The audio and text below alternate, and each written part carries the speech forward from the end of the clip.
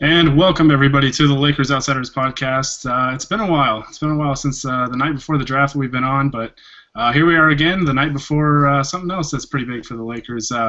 Gary Kessler here, as always. I'm joined by all the baby outsiders today. I don't know if any of you guys are even 21 yet, but here we are. So I'll just go from my right to left. Starting our own youth movement. So we're taking after the team, I guess. Exactly. So Anthony and Harrison, Yeah. Uh, Just cut them already. so on my right, I'll just go from right to left, I guess. Since Grant has been on the podcast here a few times, even though he's wearing a terrible hat, he is already in Las Vegas. So Grant, how's the city treating you so far?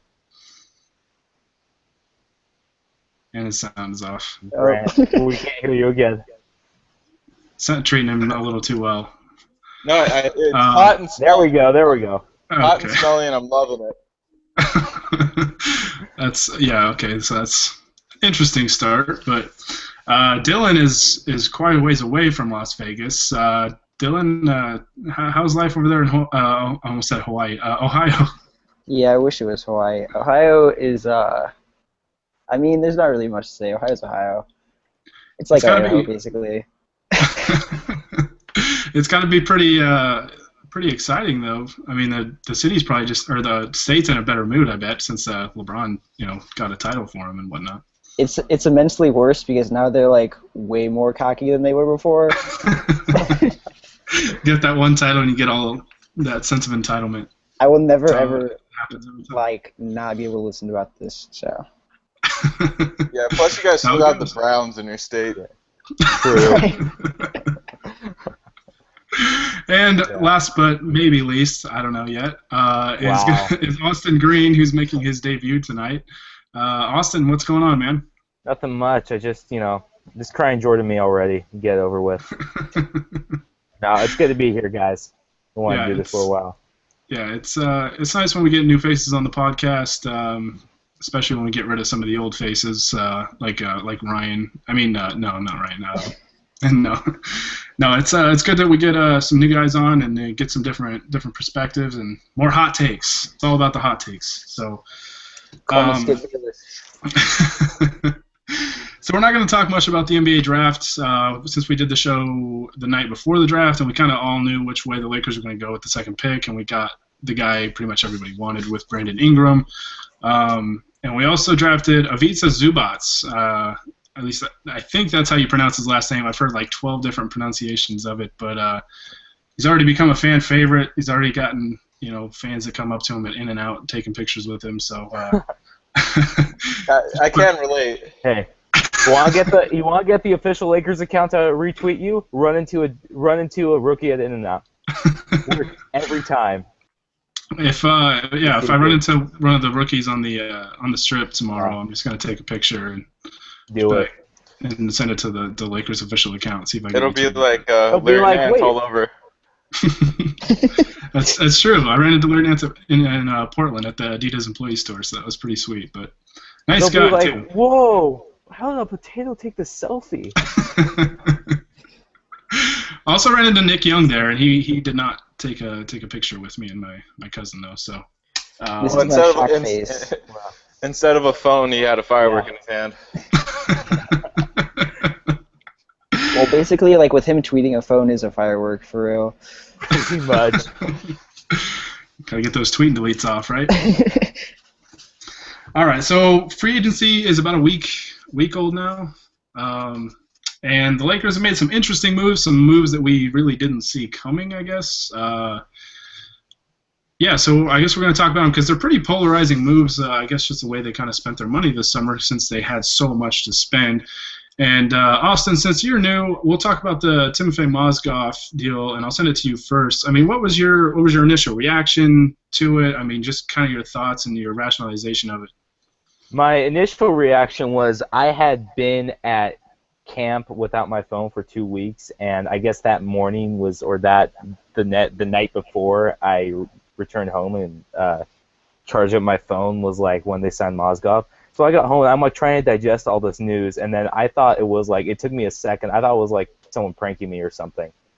Someone texted me. I'm just like, wait, what?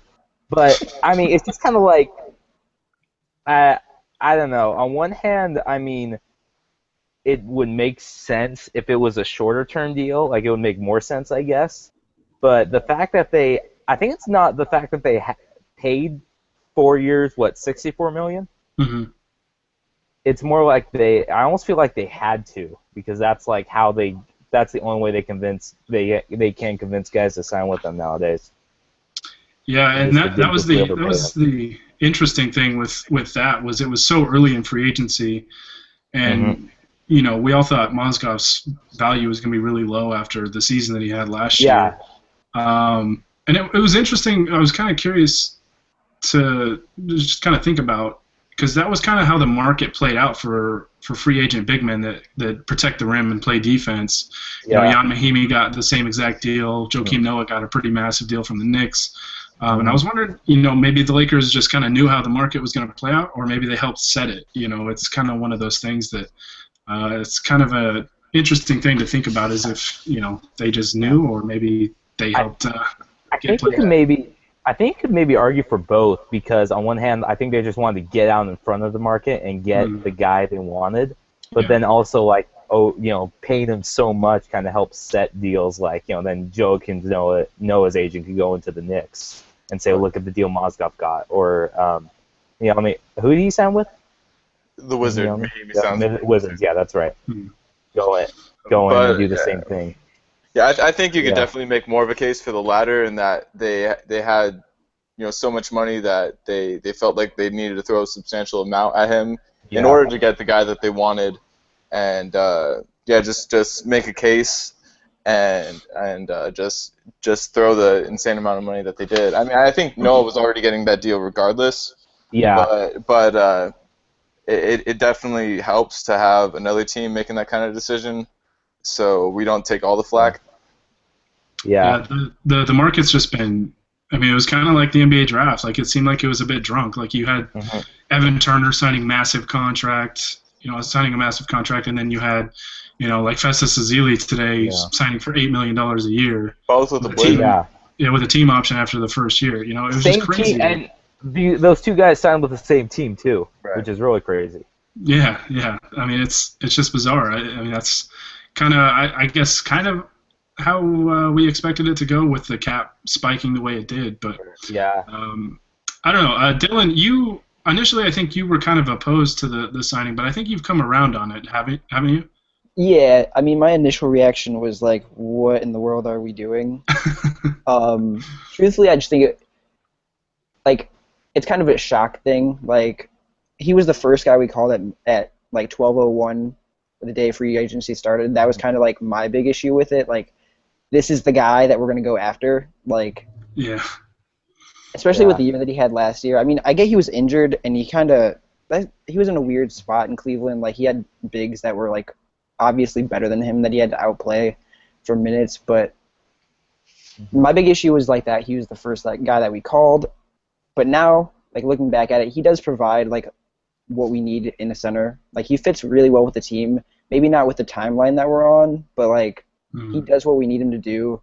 And I think that we may have, like, the deal that we gave him might have been the only deal that he would have taken from us, honestly.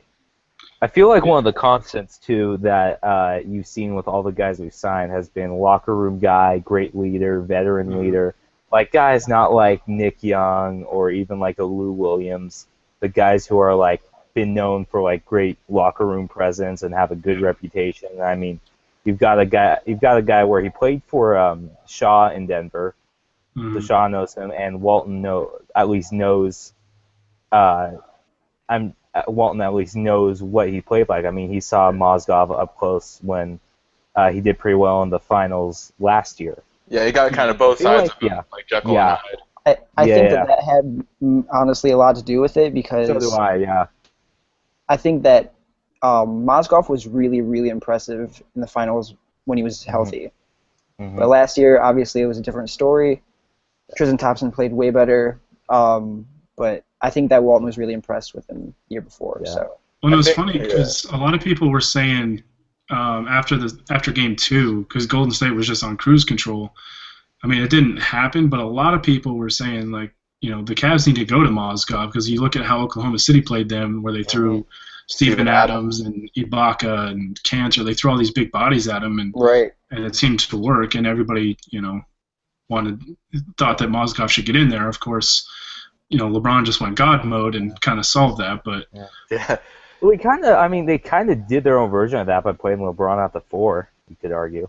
yeah, I think the best way of explaining this whole Mozgov situation is the Lakers being the embodiment of the "shut up and take my money" meme. Yeah, really. Just someone Photoshop Mitch's face onto that, please. I already have it loaded up. Do it. Or basically, like, they saw that, like, finals, like, the highlights of him in the finals last year, and then they saw, like, that Vine that Jacob tweeted out with, like, the guy that flips the bottle. And then, oh yeah, basically. That was pretty Was much. that like a Bleacher Report? yeah. Yeah. Speaking of Jacob, shout out to Team Skittles. Oh my God. Sour Jacob probably Patch just Kids. logged off. We just lost a viewer. Yeah, get out of here. No, I mean Cheer, Paul what the Mozgov signing really comes down to, yeah, they probably paid more than they needed to. I thought Mozgov would be kind of a good fallback option as a guy you get maybe on a 1 or 2 year deal, just kind of looking to prove himself again, coming off of an injury. But like you guys said, he fills a need. Like, the Lakers get a defensive center that can, protect the rim, and surprisingly, he's a decent pick and roll guy too. That can finish pretty well around the basket.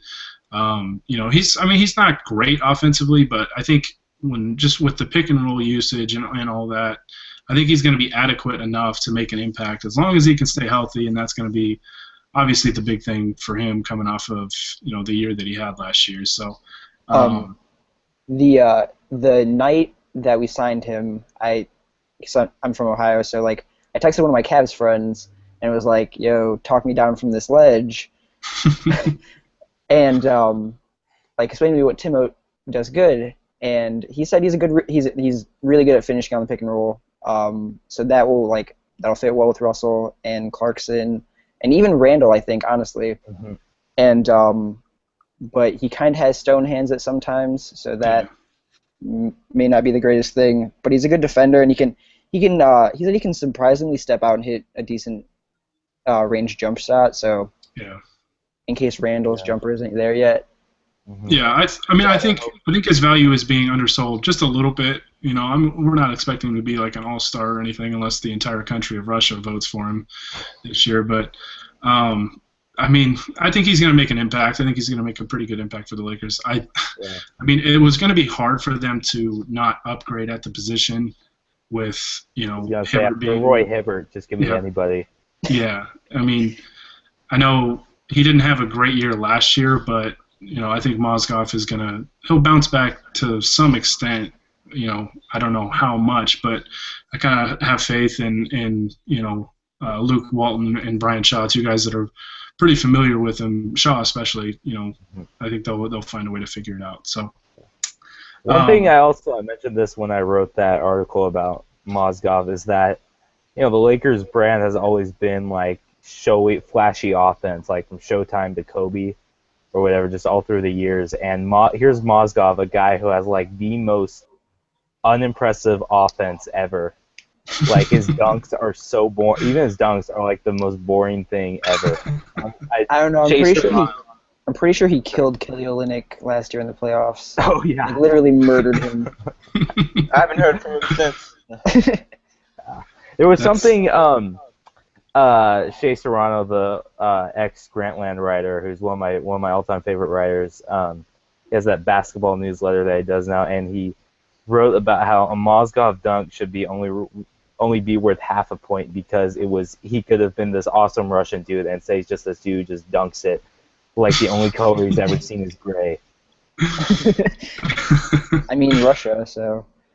He's got a point. Yeah.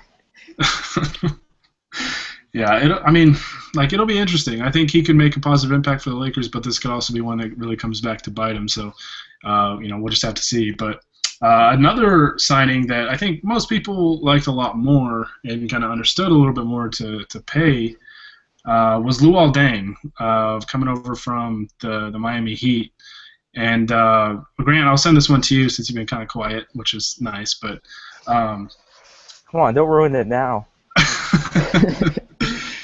But I mean, how do you see Luol Deng fitting with this Laker team? You know, with his versatility and just kind of everything he brings to the table. Yeah, I think that is probably, besides Jordan Clarkson, the best move that the Lakers pulled off this offseason.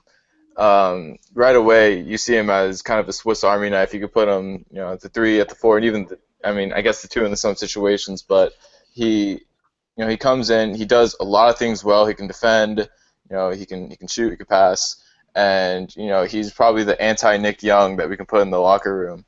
So, you know, I kind of jumped at the figures when I first saw them when I woke up that morning.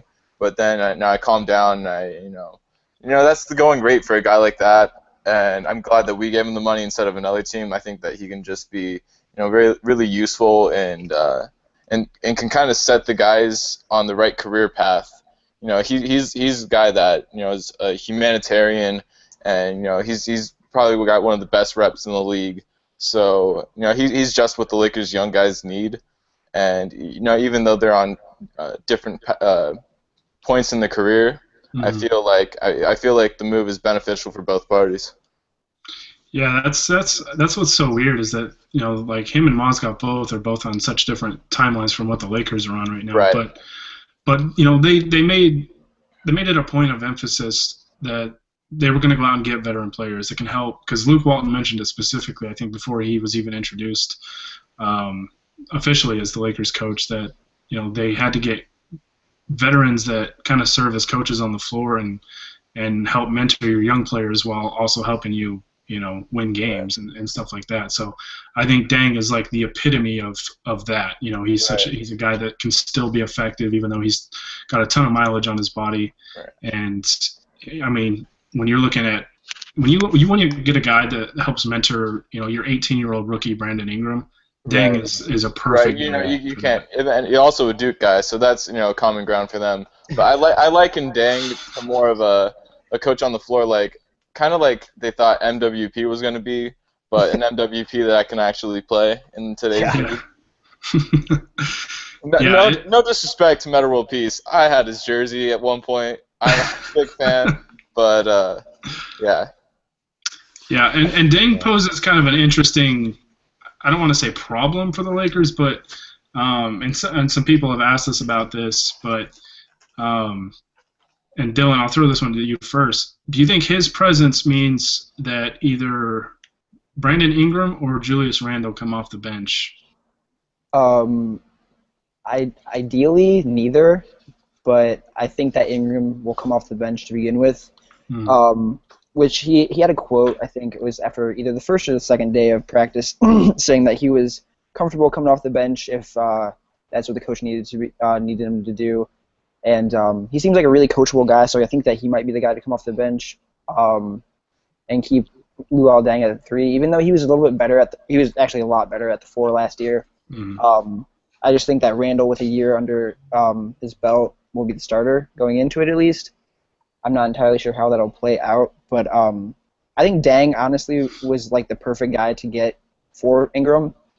Like you said, like I think one thing that he's going to do is take the hardest defensive matchup, so that because Ingram's, I mean, probably our best wing defender already, and with Deng, if they play together at all, then Deng will be able to do that and take the harder matchup, which I think is going to be big for Ingram's improvement defensively at first. Well, with those two and Mozgov together, the Lakers might actually be halfway respectable at times on defense, which would be a nice change of pace from the last 3 years. And, like, Deng can shoot. I don't remember the last Laker player that could actually shoot. Yeah. Well, they could shoot. Like, we've had Nick Young and Lou Williams. I mean, they can shoot. You know, having the ability to shoot shots, but just they don't go in. Yeah. Austin, I'll throw this question to you because I've seen it floating around on Twitter quite a bit here the last few days or so. Is Luol Deng the Lakers' best player right now? I maybe, like, you could say right at this second he is. I don't think that will last very long into the season, if at all. I'd say you could maybe have a case on paper, but I think between Russell kind of having kind of the freedom and the space to work in this new kind of offensive system that Luke Walton's brought, or just I think Ingram's got a lot of potential. I think one of the young kids will eventually take that role. And you got Marcelo Huertas. Exactly. So you got the catalyst. So it's even a moot point now. We're still bringing back Sakura, right? Because I mean, no, I hopefully we can afford him. I don't know. Honestly, I think you can make a case for Clarkson though. To be truthfully. Yeah, that's true. Just because he's more developed at this point than the other guys. Yeah. I'm not saying he'd be the best down the line, but not the best ceiling, but best right now. Yeah. Right. He might be. Yeah, it's kind of an interesting thing. We're used to always being able to say, "Oh, well, Kobe's our best player," and now too soon. Yeah, it's just crazy, that he's just not around. I don't think it's really going to fully hit us until training camp starts next season, and and he's not there anymore. Yeah, we see him just riding around his lowrider with Snoop Dogg. Yeah, it's crazy, but Gary, have they offered you that 1-year deal to fill in his shoes yet, or no? No, I demanded a 4-year deal. Oh, what? And I just turned 24. So come on. They're skeptical. That's him. It should be fired. Gary's this team's Buddy Hield. I was just gonna go join the Warriors, just get my ring, and then I'll figure it out after that. Our own David West. No, so the Lakers made a surprising. Well, I guess the first two were a bit surprising, but we kind of talked about it before it really happened in our group chat that we have. But the Lakers swooped in and traded for Jose Calderon yesterday, and they somehow netted reportedly 2 future draft picks out of that trade. I think we're all pretty much in agreement that was a great deal to get, because you get a veteran player that's kind of a high character guy that's been around the league a long time that can help mentor D'Angelo Russell and Jordan Clarkson. And you upgrade your backup point guard. No disrespect to Marcelo Huertas, but you get a guy that's a 41% three-point shooter, and he can distribute the ball extremely well. And you get two draft picks. The Lakers could use everything they could get in that department, seeing as the next 3 or 4 years they're going to be dishing out some first rounders. So, did you guys have anything you wanted to really add? I'm talking about the Calderon trade. Yeah. As big of a Marcelo Huertas fan as I am, I immediately the backup point guard position just gets upgraded. Marcelo, given the back stretch of the season last year, he played pretty well. He ran the offense with the second unit, and he really actually flourished with D'Angelo Russell. But Calderon, he gives the Lakers more space on the floor. He can shoot the ball, which, a team dead last in the league for 3-point shooting, that's obviously a need. And he and Marcelo play the same amount of defense, so you're really not losing anything there. Yeah. So he's a tiny bit more expensive, but it's an expiring contract that comes with 2 picks. I think that's a fantastic move for the Lakers. Yeah, it really was. I thought it was a no-brainer for them to get in on that, and I was looking at his stats from the past few seasons, and I think 2011 was the last time he had a season where he shot under 40% from the 3-point line. So, that's Mr. Reliable right there. In terms of what you're going to get from the 3-point line. How we saw him hit that game-winning 3 against the Lakers in Los Angeles. Yeah, it was against Huertas. Yeah, almost broke poor Huertas' ankle. Seriously. Yeah. He wouldn't be the first to do it. True. But if I can remember correctly, Calderon was close to a 50-40-90 guy. So I think he was a 50-40-90 guy. I don't think he could get quite past the 50% mark, but he's a solid guy to have come off the bench. I'm really excited about that. Yeah, I think it was 2008 or 2009 that he had a 50-40-90 season, and since then he's had a few years where he's been really close. But yeah, it's been the kind of the 50% field goal shooting overall that's kind of held him back on that. But I mean, you're getting a smart player that's takes good shots, makes shots from the 3-point line, can set up guys, and yeah, just should be a good guy to have in the locker room. I know the Lakers have been after him for a few years now, especially with like the Pau Gasol connection and all that. So yeah, they've been after Dang a lot too, like for the past 10 years. Mm-hmm. The one like big thing that stood out to me was like the Lakers. They took an opportunity that like completely overhaul their locker room with the coaching change from Byron to The GOAT. Luke, right? Like you can Russell I think had a quote after the first day of summer league practice where he said that Luke is a player's coach basically, and like he really will teach you on like when you make mistakes as opposed to like Byron who's more like a drill sergeant guy. Yeah. I think that's really big for the core going forward, that they have a coach that they can trust not only with like basketball, but they can talk to him as and they did that with like the players that they added for the roster too. I mean, the deals may not be the greatest, but they added people that are going to be good locker room pieces, and that's going to shape the future, and that's kind of more valuable at this time. Yeah, and to everybody that was worried about, Jim Buss, he's going to sabotage the future because of this deadline he's set for himself. I think the free agency moves have really, kind of said the opposite of that. I think that they're so focused on the future that they went out and got, they didn't, obviously they probably wanted, the star players like the Kevin Durant's and the Hassan Whitesides, but they were kind of forced to, face reality a little bit when those guys wouldn't even meet with them.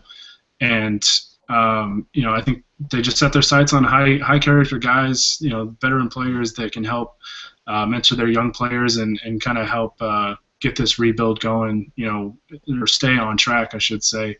And like you said, getting a coach that is literally the anti-Byron Scott, and it's shown with the young players. I think they're so excited to play under him, and I know D'Angelo Russell is. I swear he's like a puppy when when you come home. Yeah. It's like he's been freed from jail or something. I for one cannot wait for all the shade that's thrown at Byron this season. Oh, I know. The training camp is gonna be so fun. It's gonna fill the void in my heart that Kobe left. It's gonna be all shade at Byron Scott, and I'm just gonna be D'Angelo Russell when Luke Walton's brought up. Yeah, it's gonna be crazy, and a lot of people talk, with Byron Scott not being there, obviously the team's going to be coached better and should grow from that. Not having Kobe there too, right? Yeah, not having that. They can play a little freer basketball. They don't have to worry about, I got to get Kobe the ball in this situation or that situation and things like that. And they can just push tempo, get up the court, move the ball, move without the ball, all that stuff. Just play free basketball and really thrive through that. I don't know. I think they should have just let Kobe shoot 50 times a game, like all last year. I mean, it worked for that one game, so. They were undefeated when Kobe shot 50-plus times. That's all I'm saying. Facts are facts. Numbers don't lie. He would have averaged 60 in his last year. Like, that's a legend right there. Seriously. Yeah, it's no. That was kind of the symbolic moment too. Was Kobe, hugging Julius? Yeah. Like the passing the torch. That was a segue. It was a segue to the future. So that's exciting. That's still like my background picture on Twitter. Oh yeah, it was just such an awesome moment. Like the last few minutes of that game were just so perfect. You couldn't have written it any better. I still have a DVR. Like I've never believed that. Oh yeah, I've watched it a number of times. It's just crazy. But speaking of the future, we get to see Brandon Ingram, Ivica Zubac, and a number of Lakers guys that are trying to make the roster, along with D'Angelo Russell. We get to see them all play together for the first time tomorrow. I believe the game is on ESPN tomorrow. Just kind of different change of pace for Summer League. They play the New Orleans Pelicans, who drafted Buddy Hield with the number 6 pick. And then Saturday they play Ben Simmons and the Philadelphia 76ers, and I think that one's on ESPN too. And that's It'll be, I think, around prime time, around 6 or 7 or so. But the Lakers brand is dead because they didn't get a meeting with Kevin Durant. We have Summer League games on ESPN. Just Who being cares? being at Summer League. Kobe should have come back. Yeah, like being at Summer League last year. I mean, the Lakers brand. I guess I want to say like their free agent pool. I guess might be a little bit dead, obviously from what we've seen the last few years. But let me tell you, the brand from the fans and just the passion. It's not dead. I mean, we were there for Summer League last year, and man, that place was filled with purple and gold. It was just such an awesome sight to see, and they actually had to, at the Thomas and Mack Center, they had to open up the upper bowl because they had so many people coming in. I was talking to somebody, I can't remember who it was, but said that was the first time they've ever had to do that at a Summer League game. So yeah, I was there too for the Lakers versus Timberwolves game, and the game before that was Raptors versus Kings. But you wouldn't see one Raptors or Kings jersey in the crowd. It was all Lakers, Lakers, Lakers. What was hilarious was the last game that Anthony and I both went to. It was the Lakers and Knicks game. So we got to see Porzingis and Russell and Randall. That was pretty cool. But there was a Nuggets fan that was sitting right behind us, and the Nuggets were literally playing at the same time at the Cox Pavilion right next door, and he was in there watching the Lakers and Knicks play. Like, he was checking the Nuggets score on his phone.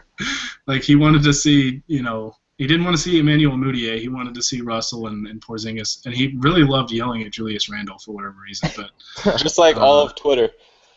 Yeah, it was, that's the power of the Lakers right there. I swear, they're just one of those franchises that you either love them or you absolutely hate them. I think I've yet to meet somebody that's like right in the middle. Yeah. No one feels like apathetic about Kobe. Everyone's got an opinion on him, Oh yeah, that's why he was perfect with the Lakers. Like, exactly. Just his mentality and his and just how he played and everything. Yeah. Guys, I'm sad. Can we like? Well, if you were going to Las Vegas tomorrow, I mean, you'd be pretty stoked. But I'm not going either, Dylan. It's okay. Crying Jordan. Move on. Yeah, to anybody that's still watching, if you guys are going to be in Las Vegas over the weekend, be sure to hit us up on Twitter. You can hit us up on our personal accounts. Grant, I think you're just at Grant Goldberg, right? Yep. And then I'm just how bad the Seahawks are, please. I'm just at Gary Kessler. You can tweet me about how bad the Titans are, and I really won't care because I already know. But no, I mean, we're gonna have a lot of guys out there. I know Jacob Rude's gonna be out there, Harrison Fagan, and Anthony, and Ryan Kellepure, and we got a number of people that are gonna be out there. So if you guys if anybody wants to meet up and grab a drink, grab something to eat, watch some basketball, whatever the case may be. We love to interact with people and meet new people who are down there because it's so much fun. It was so much fun last year, and I'm so excited to fly out tomorrow morning. But my mom said I'm not allowed to talk to strangers though, so Grant's gonna be sitting over there by himself, like up in the upper bowl, eating chicken nuggets, just crying. Mom, I met him online. It's okay. No, Chris Hansen is not here. Oh man. So, I mean, we can kind of preview Summer League. I mean, we kind of talked about like the Lakers are going to play against Buddy Hield. They're going to play against Ben Simmons on Friday and Saturday. They have Sunday off, and then they play Monday, and then the tournament starts after that. I think on Wednesday, which is when I'll be flying out, so I won't get to see that. But no, I mean, it's going to be a lot of fun. I'm excited to see how Ingram plays. We got kind of a taste of how Ben Simmons played over in Salt Lake City past few days or so, and it'll be really fun. It'll be really fun. So definitely. Also, if anybody sees a guy in the car outside of the arena smoking a huge joint, don't call the cops because it's probably Jesse Mermes. And Luke Walton too. Yeah, Luke Walton. And probably Bill for good measure. Yeah, no, that's actually a good segue, because Mermes said a lot of good things about the young guys together. Yeah, he did.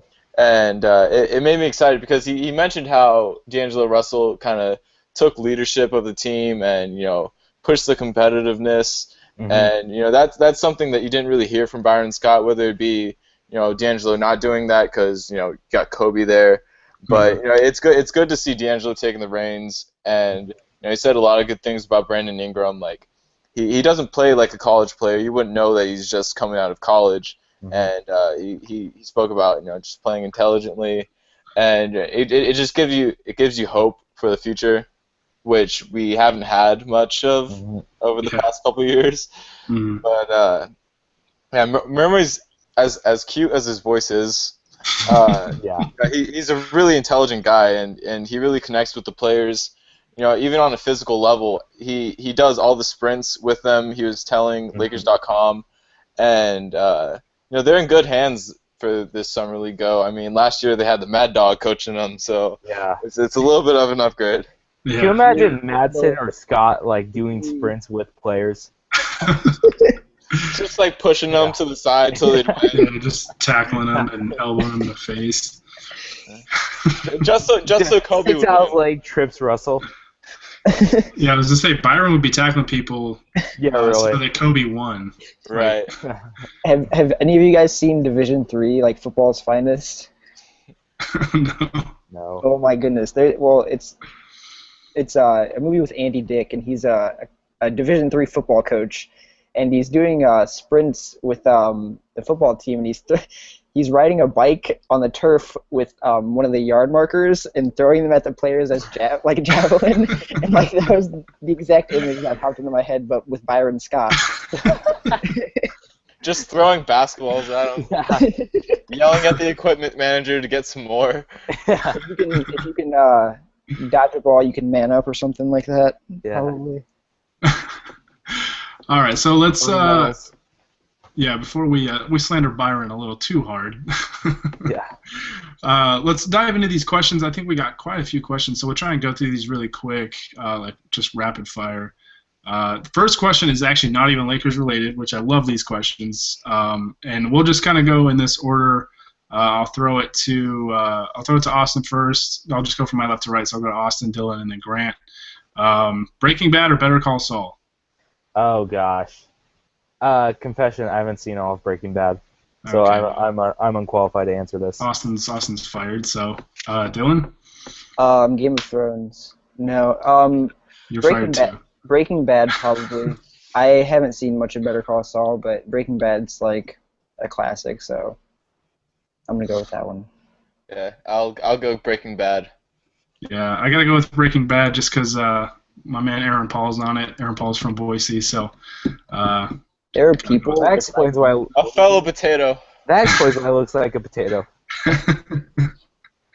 No, I love Breaking Bad.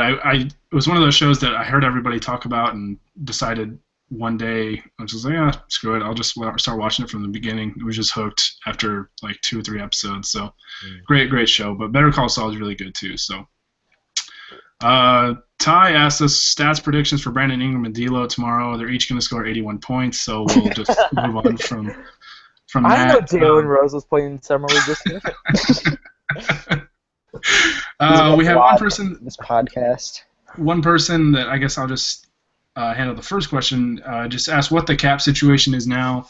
I saw somebody tweet out that they're around 12 or 13 million or so left in cap space, and I mean they don't really have a ton of. They might only sign 1 or 2 more players. I don't know who exactly they'll try and get, but I think the roster might be just about set at this point. So maybe they just get another Summer League guy, or I don't know. Yeah, Zach August for the win. Yeah, Zach August. Yeah, Zach August could be a good guy to get. There's been talk about Mo Harkless, and there's a couple guys out there, but the Lakers have kind of surprised us so far with all their signings that they went out and got. So he also asked about Nick Young being renounced. That they can't just renounce him. I mean, they can use the stretch provision on his contract and drop the cap hit down to $2 million a year over, I believe, the next 5 years, unless they can find somebody that'll just take his contract in a trade, which is probably highly unlikely. But highly doubt he's going to be back next season. So this is a question we've gotten quite a bit, just through articles and through the show, and so we'll just run it through it real quick. But which of the young players will benefit the most from having Luke Walton as the head coach now? Austin, who do you think will? Russell, hands down. I think it's like Ingram as a shooter would kind of like he's got such a well-rounded talent set that he'd be good in any system. I think. But I think as far as you go from we all saw what happened to Steph Curry when he went from Mark Jackson's system to Steve Kerr's. I think that I'm not gonna say D'Angelo Russell is the next Steph Curry. Well, you wouldn't. I think we're gonna say. I mean, not yet, at least. But I not think. a true fan. Sorry. Okay. I secretly like the Clippers now. But I do think that he benefits the most from having that open up-tempo style where he has the freedom to create and the freedom to space out and the freedom to run more pick and rolls, run more stuff. I think even just having just a faster tempo and more guys where he can find more lanes. Yeah, for sure. And find more open guys and just run more pick and rolls as well. I think he was made for that. I think, he was, obviously, we don't need to rehash how badly he was used last year and how badly, just kind of on and off the court. But I think that he benefits the most on and off the court, really, from the switch from Byron Scott to Luke Walton. There's no doubt in my mind. Yeah, I mean, he's already thrown his phone away. He's throwing away Ben Simmons' phone, too, apparently. So. He threw it righty, too. It was impressive. I know. It really was. This thing landed in the ocean. Do you guys both agree that Russell was kind of the guy that's going to benefit the most? I do not, but yeah, I'm kind of on the same boat. Who do you guys say? I'll let Dylan go first because he jumped to it. Oh, my bad. I thought you were agreeing with him, but I think it's going to be Larry Nance. That would be my second choice. Just because I think Russell possesses a little more just talent than Nance would, and I think that hearing Larry talk about the summer league practices with Walton, and Walton talking about how Larry is going to be able to build more confidence with his 3-point shooting and be able to do that a little bit more and push the ball in transition. I think those are things that he can both of those things are something he can do effectively. So I think that he's probably going to benefit the most, but that's not because anybody else won't. I think everybody's going to benefit greatly, but I think that Walton will just push Larry Nance to maybe another level that we didn't really see with Byron. Yeah. Go ahead. Yeah. While I think that D'Angelo Russell will be more prominent in Luke's system, I think that he'll have more freedom to operate in Luke's than Byron's, which I feel is a different case. I feel like the player with most to gain from Walton is Julius Randle in that he can develop his skills further along. He can add to his playmaking. He can just make him more of a multifaceted player and break some of the bad habits that he has, and just really push him to be more of a complete player. And I feel like I'd be the 800th person to make the Julius Randle Jeremiah Green comp, and I did it in a piece. But you saw the stats when Luke first got there and Draymond, he just kind of turned into this guy who could do it all. And I feel like Walton will, bring him along to, be more like him, but not exactly a carbon copy. You already see Julius bringing the ball up, and you already see him, hitting the lane hard. But I feel like he can just, make some of the finer points of his game sharper, and like Dylan said, to just encourage him to use the three ball more. You see it with Larry Nance, and he even was encouraging Sean Livingston too in Golden State. So I just think that Julius will be able to flourish under Luke. Yeah, well, that makes I mean, I actually agree with Austin that it's going to be D'Angelo Russell, just because I think back to Ohio State with Russell, and his passing ability was always on display. He didn't have the greatest supporting cast there, but there were guys that always cut and always move. And last year with the Lakers, they ran so much ISO heavy action that you couldn't really he couldn't really put that passing on display. And I think just this year with all the ball movement and the man movement and the up tempo, I think we're going to see him distribute the ball a little bit more and just really thrive in this system. And and that's not to say that all of them won't. Right. I think everybody's Yeah, going to no, absolutely. Everyone's going to improve. Yeah, I just think I don't know. Maybe it's just a gut feeling of mine, but I feel like D'Angelo Russell is going to take a big step forward this year, and I'm excited to see kind of how that all unfolds. But I feel like go ahead. I feel like he's going to be the Lakers' best player next year, and I kind of poured my heart out in a piece that I wrote about him and how he's going to be their star because he'll have just so much more room to operate in Luke's system. And what you said, putting the passing displays, putting his passing on display, and being able to shoot the ball. And something that I'm really excited about is having Brandon Ingram bring the ball up and have D'Angelo run off of ball screens, kind of like they did with Steph Curry in Golden State.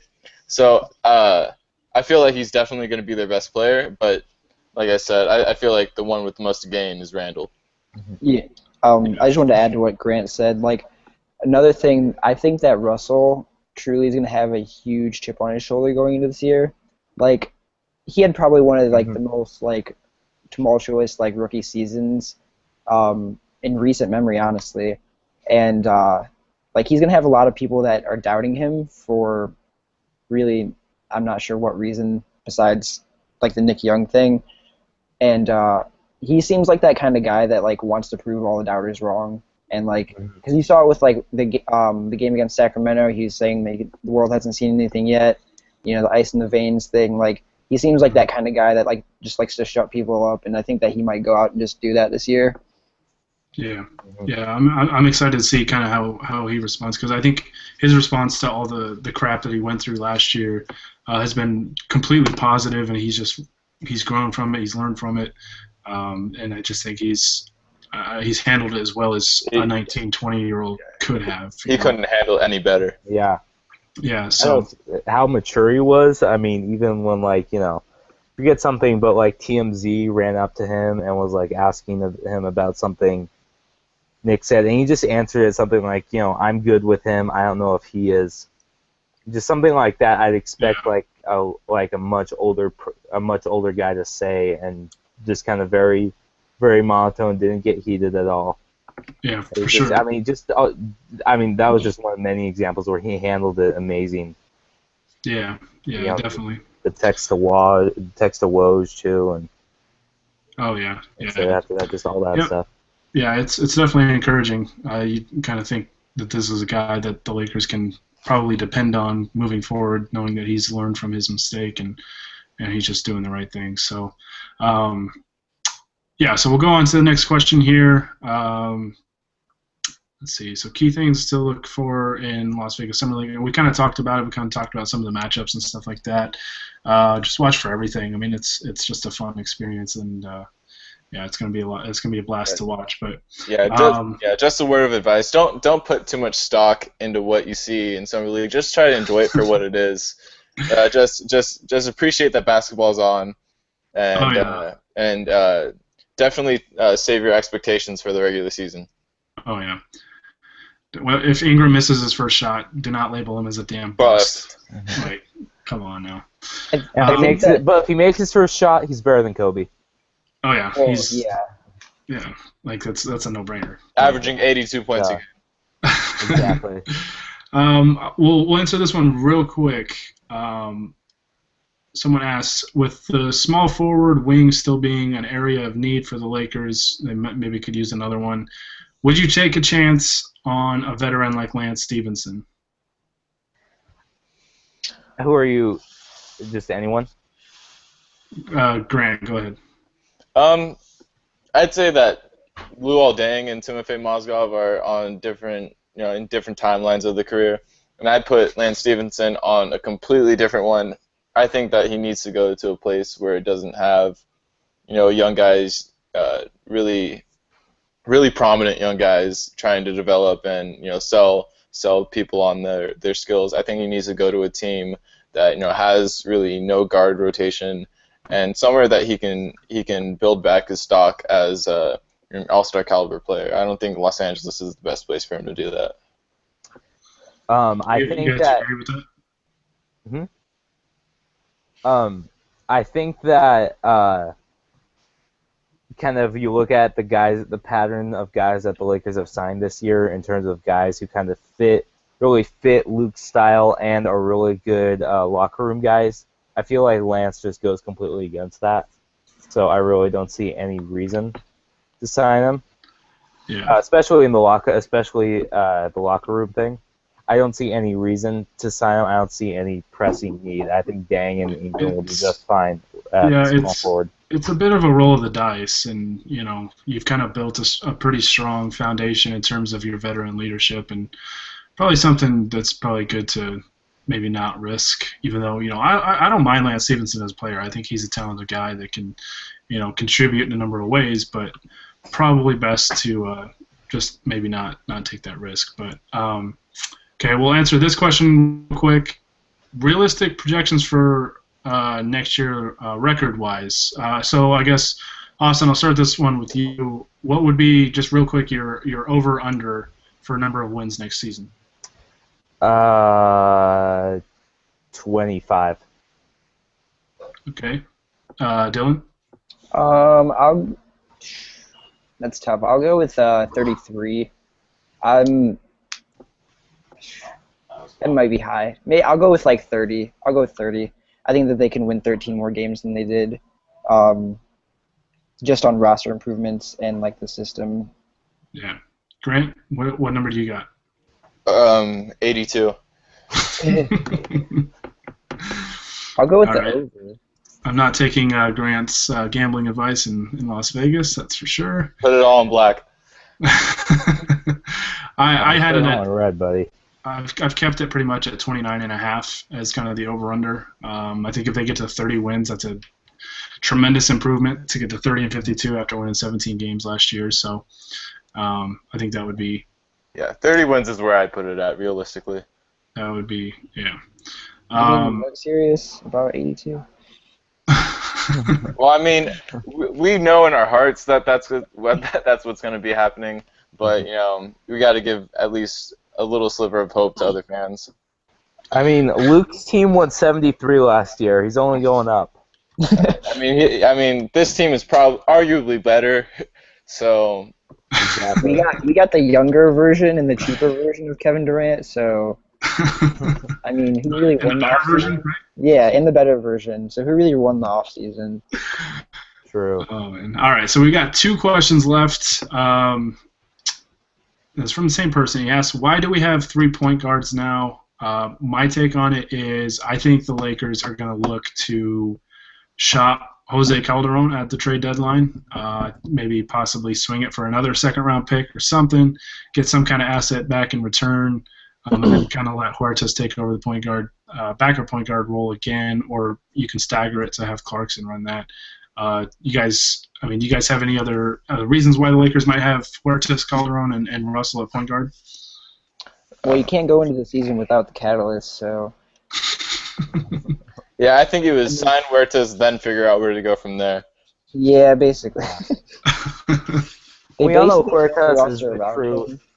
We all know Huertas is the true heir to Kobe's throne. So. I mean, have you seen those locks? Like, come on, man. I know, seriously.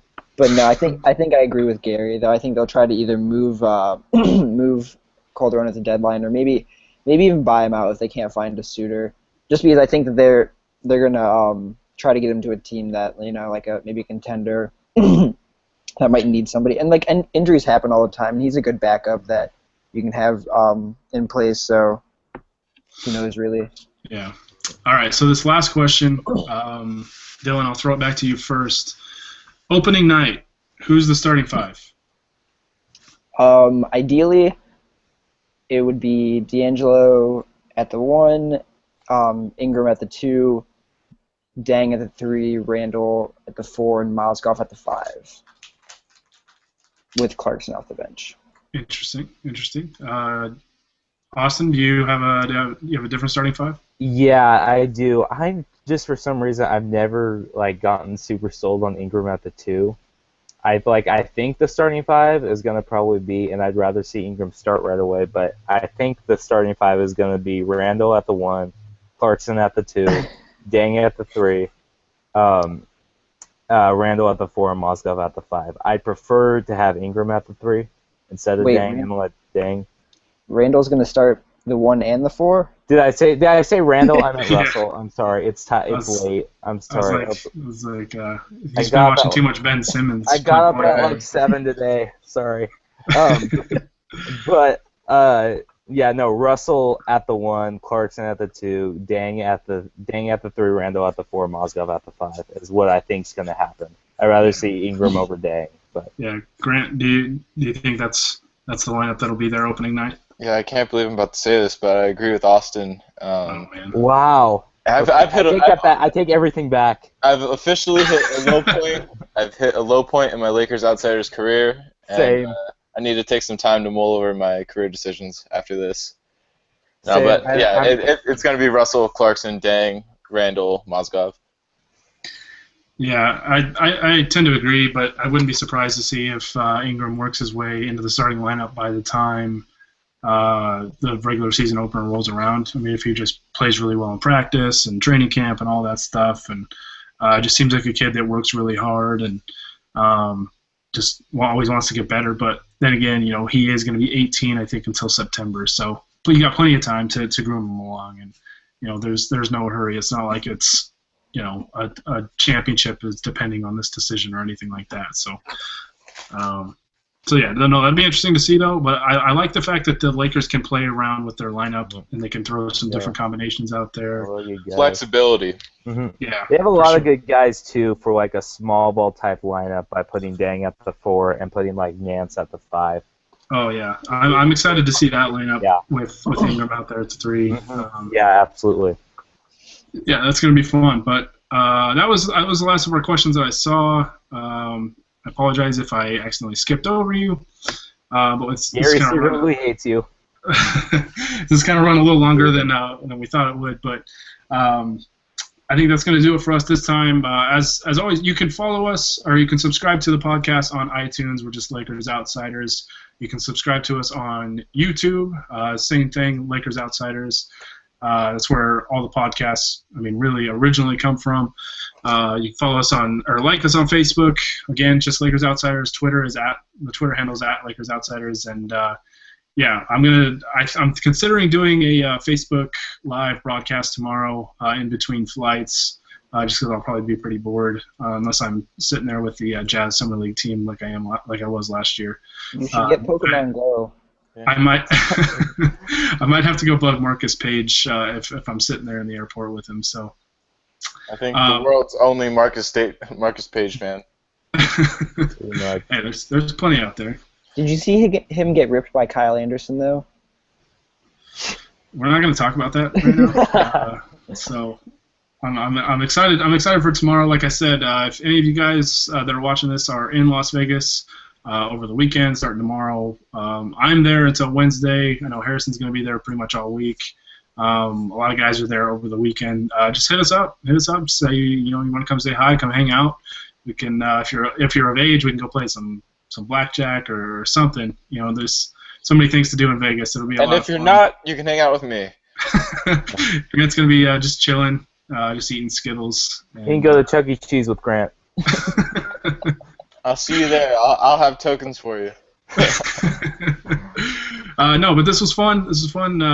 Thanks, guys, all three of you for joining. I know it's kind of late tonight and it's a weeknight or whatever, but starting tomorrow, it's gonna be a lot of fun watching the youngsters take the next step forward, and we get to see Brandon Ingram for the first time. So thanks to everybody that sent us questions. Thanks to everybody that followed along, and again, thank you three for putting up with me tonight and joining me and talking some Lakers basketball. And we'll try and do this again soon, hopefully over the weekend, live from Las Vegas. So stay tuned for that, and we'll sign off with that. I'll wish you everybody good night and go Lakers.